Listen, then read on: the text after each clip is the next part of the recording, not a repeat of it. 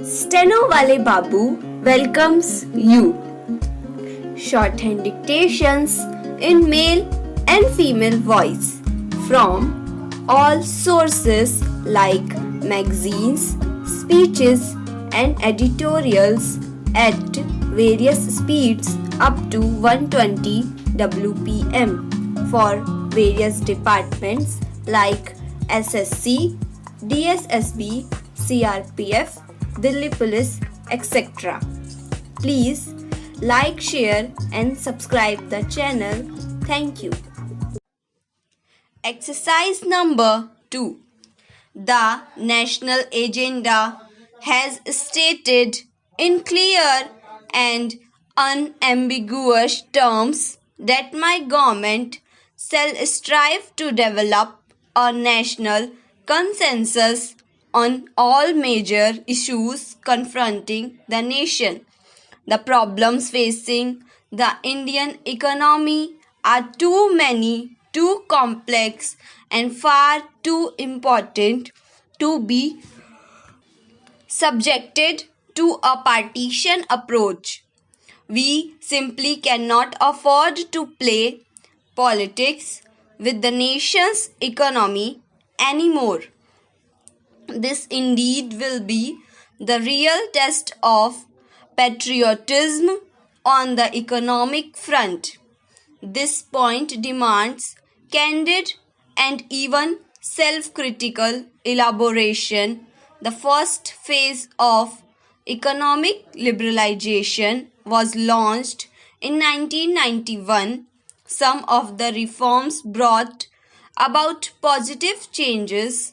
Unfortunately, the measures taken to free the economy were not matched by checks and balances, and we have paid a price for those lapses.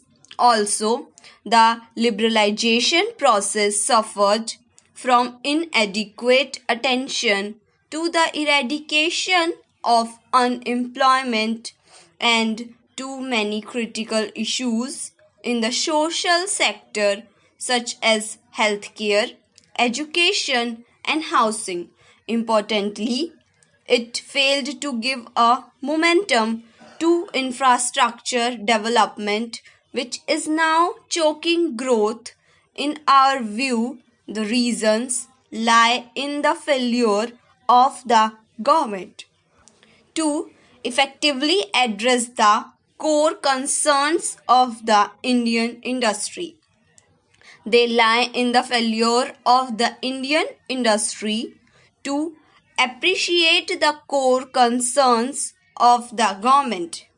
They also lie in the failure of both the government and the industry to convince the common man that he too has a vital stake in the reforms process.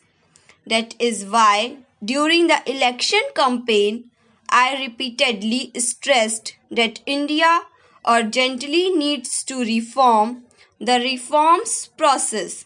To explain what we mean by this, let me first enumerate what I think are the three main complaints of the industry against the government.